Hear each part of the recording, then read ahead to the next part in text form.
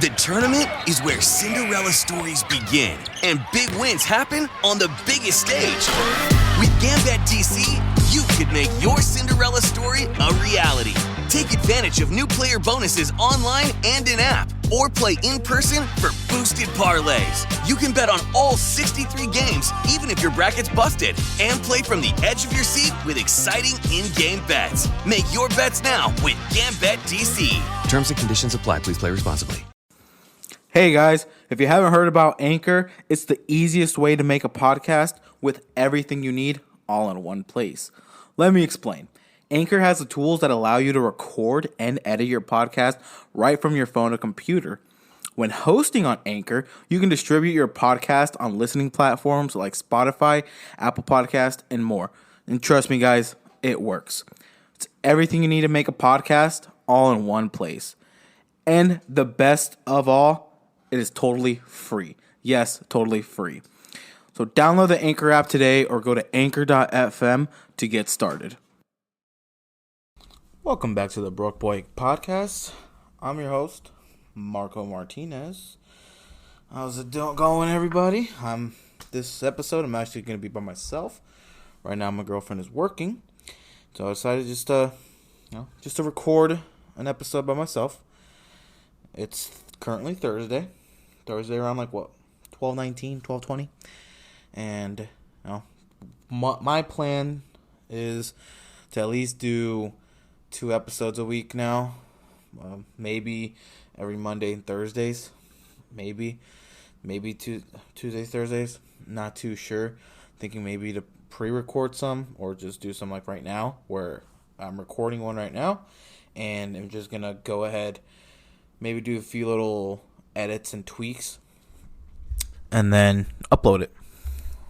But anywho, just got a lot of stuff on my mind right now, and so I was thinking today's episode we could probably talk about, maybe just some mental health. First things first is mental health is really fucky. Let's just say that. It's the disease of the brain is just scary in a way, I guess is what you can say. Because you just never know what can happen. It's just very, very unpredictable. And there's just been treatments, getting having a therapist can help. Having those people around you, people that love you, people that are willing to listen can help you out really much. But even then, mental health is just one of those things that we just don't know how to fix it. We just don't know any treatments, which is a scary part. It's not you can just go to the doctors, tell them what's going on, and then they'll recommend you a therapist of sometimes their choice, maybe just of whatever fits you. And sometimes to some people, if they just been having such a fucky weeks, a therapist that's not one of their options. With me, I don't really like to speak my mind. I don't really like to take out a lot of my emotions, I guess you can say. And so with me, I feel like I do need a therapist to talk to. But not only are they expensive, can be very expensive. Maybe they can help me, maybe change up some routines here and there. But sometimes it's, I don't know, maybe sometimes I don't, maybe sometimes I just think just don't want a therapist. Obviously everyone needs a therapist. Maybe I do too. But, at the moment, obviously I don't have that type of money just to be going to talk to a therapist. I tried doing this one thing where I've seen all over YouTube, heard all over other podcasts, and that's BetterHelp. It's like an app for both. It's available on the App Store and Google Play Store, but even that one's pretty expensive too. I think it's like $50 a week, and they charge you for about 4 weeks, which is the month. So instead of it being let's say $50 that you might think per week, in turn it's like about $200 for the month that they'll charge you. Granted, everything is online. You can send text message. They're available 24/7. You can call, FaceTime, do all that fun stuff that you need to do. Which honestly, I thought it would be more better than therapy, like actually going to a section, because isn't it like about an hour I think per section, and even then you have to schedule, and so when you just need to talk to someone, I guess you can say immediately, scheduling doesn't really help because it can just seem like a necessity, like it's like work. It's just you have a schedule and you need to go schedule an appointment, but by then maybe whatever you were dealing with at the time maybe isn't just that relevant anymore, or you just at that time you needed someone to talk to, but now you don't. And well, I'm not saying therapists are bad. Me and my brother, he's went psychology. He got his degree. He both bachelor's and a master's in clinical mental health studies and whatnot. So very proud of him on that. And I'm currently doing real estate classes. Almost done. Just waiting for the I guess it's state patrol for the whole criminal background check, and then after that, and while that's going on and I do my classes, I am doing my classes, almost done, like I said, finish those classes, then once they give me the okay, then I'll get another email of when I can go in and set up a time and day for my exam. And passing my exam will make me a licensed real estate agent, and then I can then, like how they say, help clients buy and sell houses. And I won't reveal where I'd be going, but you might see it on Facebook, because they always like to post everywhere, so I'll be sharing it. So stay tuned for that. My girlfriend, she's going for human services, if I'm not mistaken, and I wish her the best luck. She's doing very well.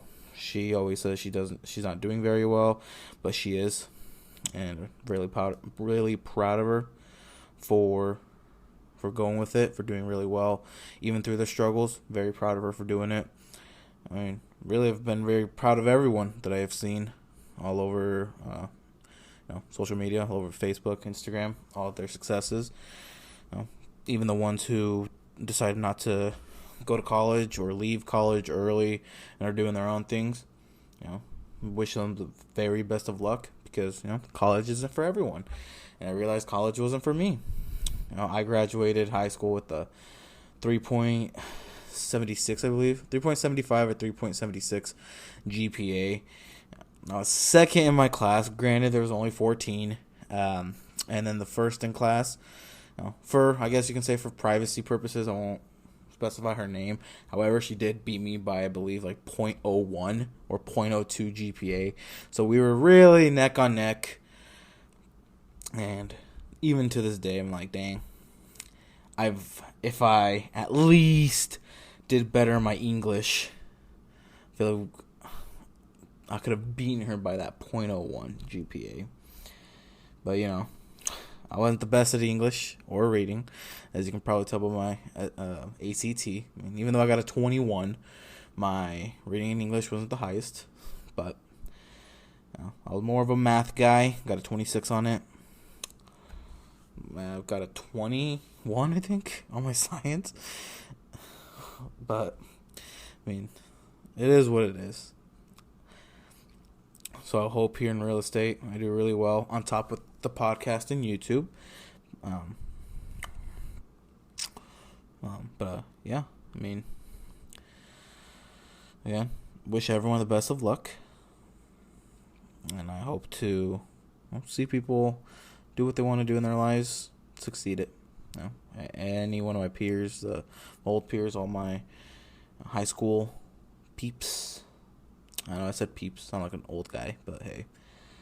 Well, see them do really well. I've seen some with the whole like nursing area, radiology area. I think that's most of it. More like in more in the medical area, I believe, what I've just been seeing. Good luck to them. Been proud of them from day one. So, hope to see them go do some big things. But back to the whole mental, fuck what I just said back there, because I guess you could say got off topic. But mental health, when you start seeing early signs of it, try to get someone to talk with. Get some, even if it's your parents, maybe a friend, hell, maybe a coworker. Maybe you have that manager that's willing to listen, or that one coworker that's willing to listen. Try to get their phone number, call them. Or if maybe even on the job, maybe during work on break. If you really need someone to talk to, talk with them. Just tell them what's on your mind. Tell them what you're feeling. And just talking to someone could really help.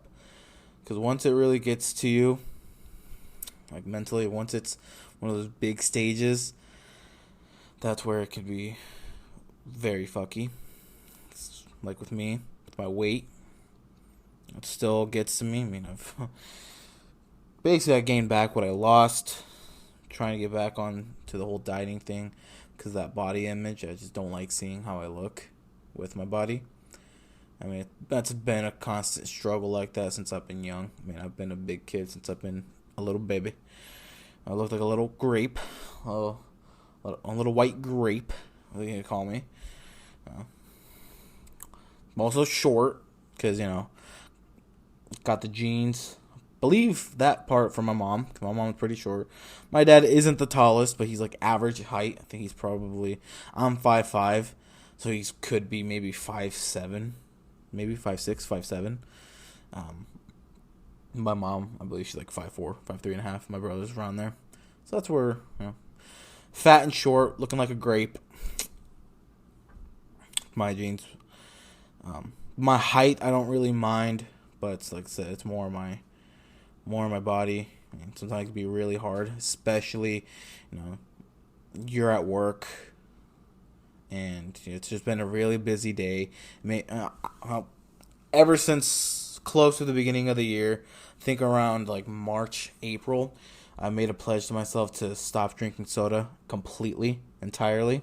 Yeah, I'll have these ones called like Zevia.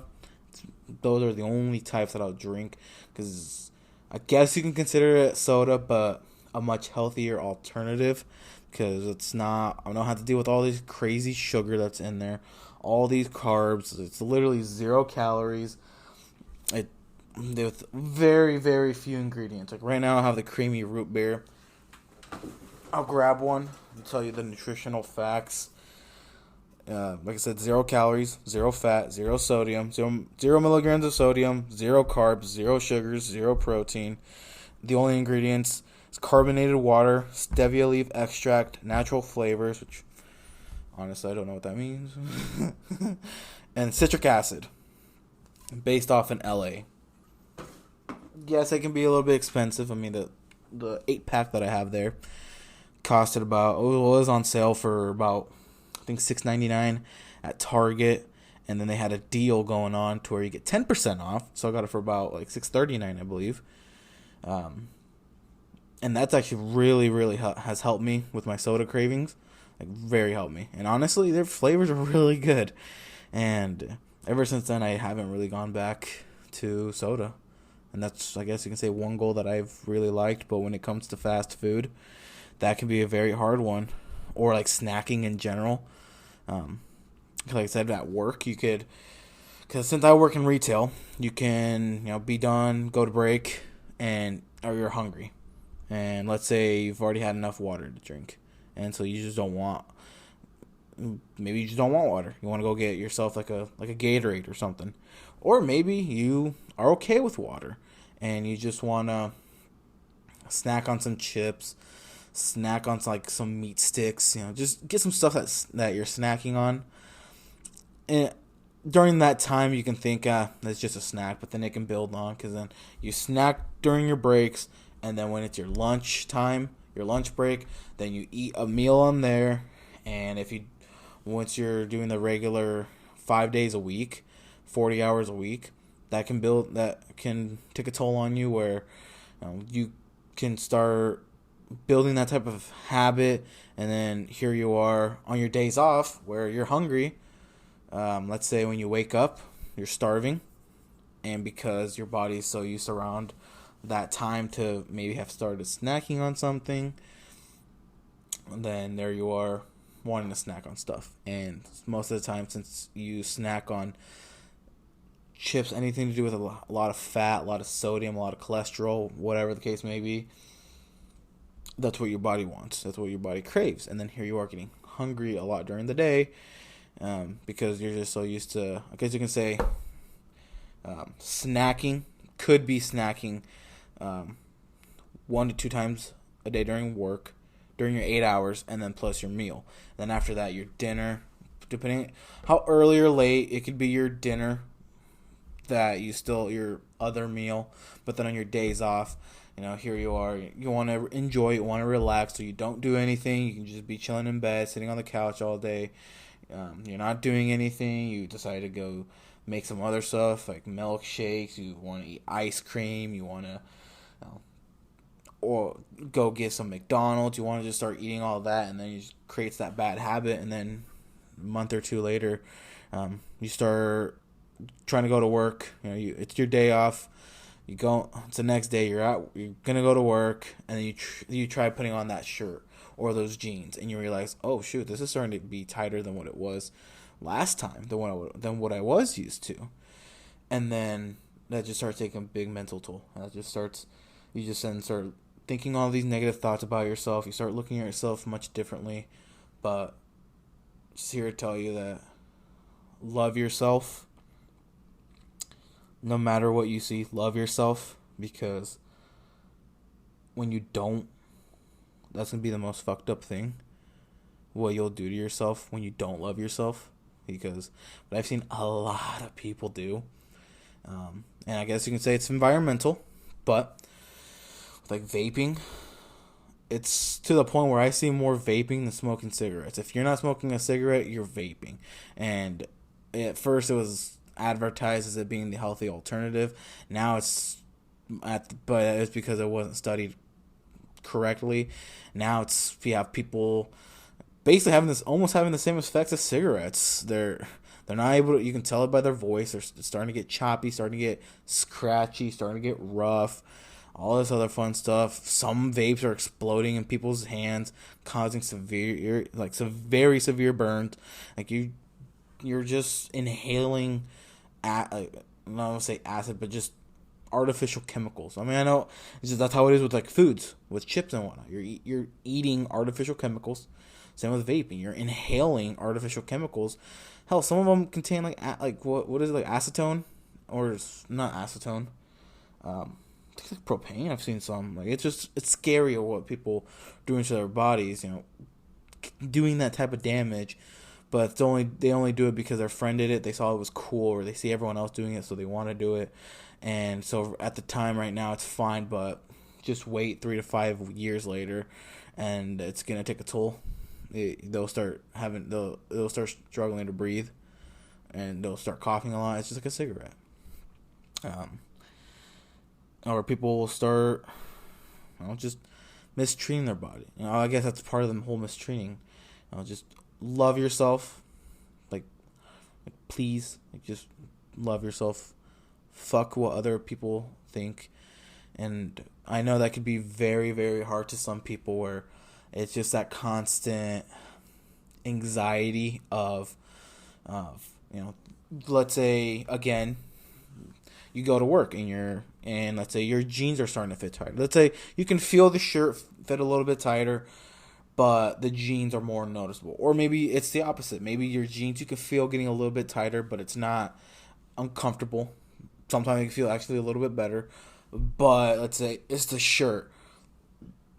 you look in the mirror and you're starting to see the shirt a little bit tighter, and then you start seeing the insecurities come out, and then when you're at work, you get anxious because then you start thinking people are going to start talking about you. You think people are talking about you, and really they're just telling you, hey, get on the fucking registers, we're busy, or whatever, and then that can just take a big mental toll on people, which is scary, because then that can lead to depression and other stuff that can be very sad.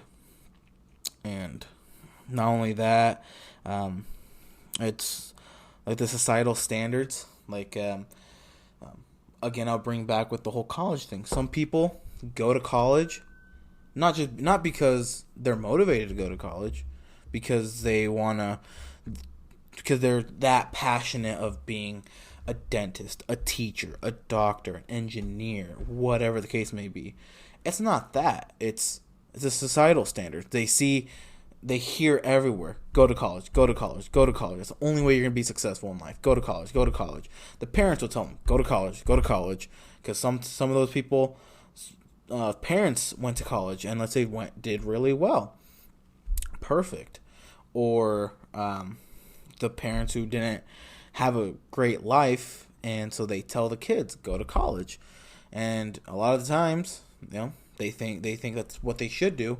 They get to college, maybe do well their first 2 years, but then as the time go on, they realize, you know what, I actually don't like this anymore. Let's say whatever it is, a teacher, a nurse, whatever, they realize, you had that drive, you had that motivation in the beginning, but then you start realizing it as the time goes on of, do I really want to do this? This is like, it doesn't interest you anymore.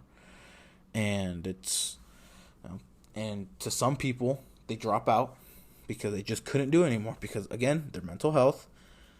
And the scary part is some schools, they could advertise all this whole mental health awareness, all this fun stuff. And I know schools can only do so much. They can only have so much resources. However, sometimes when it comes up to the professors, that can be the scary part, because if you need, don't be afraid to be taking mental days. That's the problem, is people think they just need to keep going to impress others. But stop trying to impress others. You're trying to impress yourself, not others. So when you need that mental day, take that mental day, because you'll realize that whatever you're trying to do to impress others, they don't give a shit. And if they do, fuck them. Fuck what you have fans. Fuck that they keep trying to look at your life to see what you're doing. That doesn't mean they're interested in you. Don't try to impress no one else. You can flex, once you know you're doing well, you want to flex on them, but don't try to do it to impress them. Don't try to go broke to impress people, because I've seen people when I was younger flex their new truck, their new 2020 truck, their new 2019 truck. Because let's just say the Panhandle is infamous for a lot of people buying trucks. It's Yee County over there.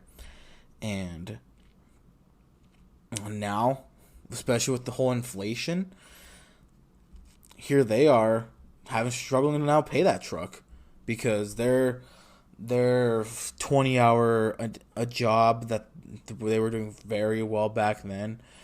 Let's say now they're only getting paid 22, but since everything's gone up, has been so much more expensive, here they now are struggling to pay it. And it's like, it's like, did you do it to flex and to look like you're doing good, or did you just do it to impress others, to say, yeah, look at me, I got a new truck? But then realistically, it's if the vehicle is worth more than what you make in the year, don't buy it. Please don't buy it. Because if you're making $40,000 a year and that vehicle costs $50,000, don't do it. Because you might think, payments are let's say $300 a month, $400, and you make $1,200-$1,400 every 2 weeks. So let's just say about $2,500 a month. And you might just think, I'll do it because I can afford it. No. Because once the hard times come and that note is coming and you only have $93 in your account, and payment is due in 2 days, and you don't get paid till that next week. But then on top of that, you have your phone bill and all these other stuff. It's like, what was getting that truck worth it? Because starting to show it wasn't.